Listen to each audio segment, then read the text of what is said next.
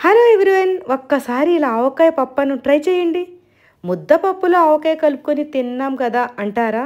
కానీ ఇలా ఒక్కసారి ట్రై చేయండి.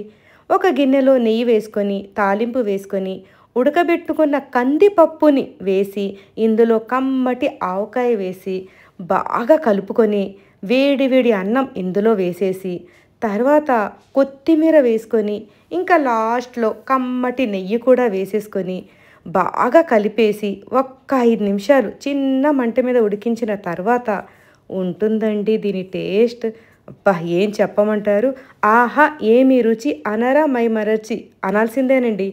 మరి ఈ ఆవకాయ పప్పును ట్రై చేస్తారు కదా! ఇందులో సైడ్ డిష్‌గా అప్పడాలు, వడియాలు, నాన్ వెజ్ ప్రియులైతే చికెన్ ఫ్రై, నాలాగా సీ ఫుడ్ లవర్స్ అయితే ఫిష్ ఫ్రై ఉంటే ఉంటుందండి. ఈ జన్మకు ఇది చాలు అనిపిస్తుంది కదా! మరి మీరు కూడా ట్రై చేసి ఎలా ఉందో నాకు చెప్తారు కదా! Thank you.